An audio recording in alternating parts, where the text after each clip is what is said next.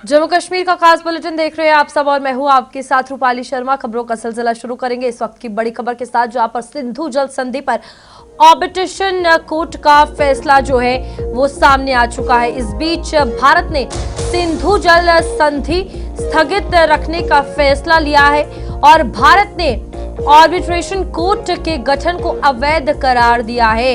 फिलहाल इस बीच आपको बता दें कि पाकिस्तान का एक और हथकंडा विफल कर औकात जो है पाकिस्तान को उसकी दिखा दी है।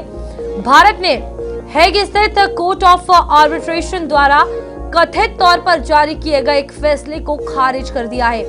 आपको बता दी ये फैसला सिंधु नदी प्रणाली पर बने भारतीय पनबिजली परियोजनाओं में अधिकतम जल भंडारण से संबंधित था। भारत ने इस बात को दोहराया है कि वे इस ट्रिब्यूनल को वैध रूप से गठित संस्था के तौर पर मान्यता नहीं देता है। विदेश मंत्रालय के प्रवक्ता रणधीर जायसवाल ने यह कहा कि भारत इस तथाकथित फैसले को पूरी तरह से खारिज करता है, ठीक वैसे ही जैसे उसने अवैध रूप से गठित कोर्ट ऑफ आर्बिट्रेशन के पिछले सभी फैसलों को दृढ़ता से खारिज किया था। उन्होंने आगे ये भी कहा कि संस्था की कोई कार्रवाई या फैसला अमान्य और शून्य माना जाएगा और सिंधु जल संधि को निलंबित रखने का भारत का फैसला अभी भी लागू है। हालांकि इस फैसले के संबंध में कोई भी आधिकारिक सूचना परमानेंट कोर्ट ऑफ आर्बिट्रेशन की वेबसाइट पर सार्वजनिक रूप से उपलब्ध नहीं है, लेकिन ये पाकिस्तान का एक और हथकंडा था जो पूरे तरीके से विफल होता हुआ नजर आया है। और ये कह सकते हैं कि सिंधु जल संधि समझौते को स्थगित रखने वाला जो फैसला है वो दोबारा से लिया गया है, जहां पर फिलहाल पाकिस्तान का ये हथकंडा और उसकी औकात दोनों दिखती हुई नजर आ रही हैं। अब यहाँ पर फिलहाल अगर बात की जाए पाकिस्तान का बार बार आर्बिट्रेशन कोर्ट जाना, राजनीतिक दबाव बनाना, इस पर बहुत दृढ़ता से भारत ने जवाब जो है वो दिया है। विनोद कुमार वरिष्ठ पत्रकार हमारे साथ जुड़ चुके हैं। विनोद जी, सवाल यही रहेगा, क्या सिंधु जल संधि पर जो आज फैसला दृढ़ता के साथ लिया गया है, आने वाले समय में विवाद भारत पाकिस्तान रिश्तों को और तनावपूर्ण बना सकता है? तो चलिए विनोद जी के साथ संपर्क करने की कोशिश करेंगे, लेकिन यहाँ पर बड़ा सवाल यही है कि भारत ने आर्बिट्रेशन कोर्ट के गठन को लेकर ये फिलहाल एक बड़ी दृढ़ता के साथ एक फैसला लिया है। इस बीच अब आने वाले समय में भारत पाकिस्तान के रिश्ते कैसे होंगे, ये देखने वाली बात होगी।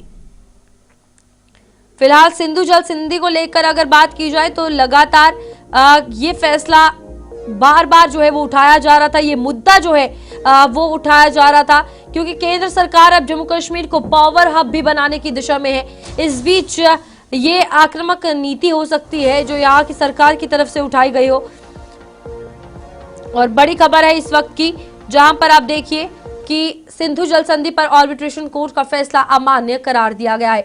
विनोद जी एक बार फिर से हमारे साथ जुड़ चुके हैं। विनोद जी, सवाल वही है कि क्या जिस तरीके से आज जिस दृढ़ता के साथ भारत ने ये कदम उठाया है और सीधी बात कही है कि अमान्य माना जाता है हमारी तरफ से, आने वाले समय में क्या विवाद लग रहे हैं कि जम्मू कश्मीर भारत या पाकिस्तान के बीच देखने को मिलेंगे?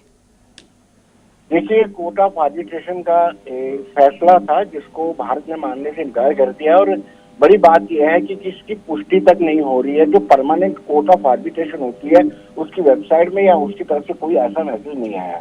जब भारत ने, मुझे लगता है कि मई 15 के बीच में ये फैसला लिया था कि फिलहाल सिंधु जल समझौते को स्थगित कर दिया जाएगा, तो उसके बाद से भारत पूरी तरह से अड़ी गया है।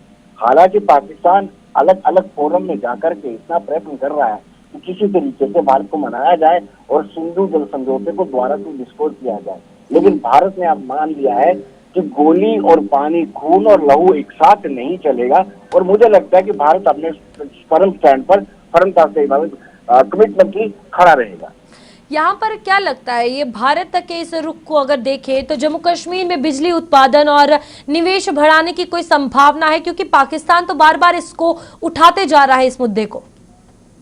बिल्कुल रूपाली, आपको बताते चले कि ये 17 सितंबर 1960 को ये संधि बनी थी, सिंधु जल समझौता, जिसमें 3 जो दरिया हैं, हमारा चिनाब है, झेलम है और सिंधु है, इन दरियाओं के पानी के इस्तेमाल पर रोक लगा दी गई थी। हम लिमिटेड सा हम इस पर इस्तेमाल कर सकते हैं और शायद यही कारण है कि हम सबसे ज्यादा बिजली उत्पादन करने की क्षमता रखते हैं, लेकिन उसके बावजूद भी हमारी प्रोडक्शन बिल्कुल कम होती है। जब हमने ये फैसला लिया है सिंधु जल समझौते पर स्थगित करने के लिए, उसके बाद से जितने भी डैम थे उनको पहले डिसिल्टिंग की भी इजाजत नहीं थी। अब हमने डैम को भी डिसिल्टिंग किया है और आने वाले दिनों में और भी स्कोप बढ़ जाएगा जब कोई और कंपनी या प्राइवेट कंपनियां या एनएचपीसी यहाँ पर प्रोजेक्ट बनाती है, उससे हमारे पावर जनरेशन में तो बढ़ेगी बड़ी और आमदन में भी, इनकम में भी हमारा इजाफा होगा। यहाँ पर अगर इस सिंधु जल संधि मसले को लेकर अगर बात की जाए, जो आज इस आर्बिट्रेशन कोर्ट को साफ तौर पर अमान्य बताना, अगर भारत की बात करें या खास तौर पर हम जम्मू कश्मीर की बात करें, पावर हब बनाने की बात लगातार कही जा रही है, तो हम ये माने कि ये कहीं ना कहीं एक आक्रामक नीति है जो भारत अपना रहा है, जम्मू कश्मीर अपना रहा है सिंधु जल संधि के लिए। देखिए, ये भारत का बहुत बड़ा डिप्लोमेटिक मूव है। रूपाली, आपको बताते चलूं कि 80% इरिगेशन जो है सिंधु नदी के पानी से होती है। वहां पर मंगला डैम जो बना हुआ है वो भी सिंधु जल समझौते, सिंधु नदी पर बना हुआ, उसके पानी से वो बिजली जनरेशन करते हैं।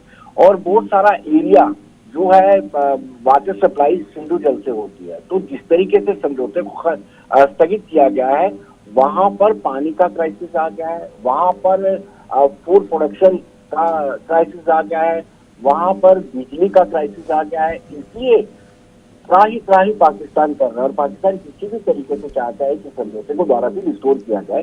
लेकिन जैसे मैंने पहले कहा कि भारत अपनी पूरी तरह से अड़िग है कि अब ऐसा नहीं हो सकता, लहू और पानी एक साथ नहीं आएंगे।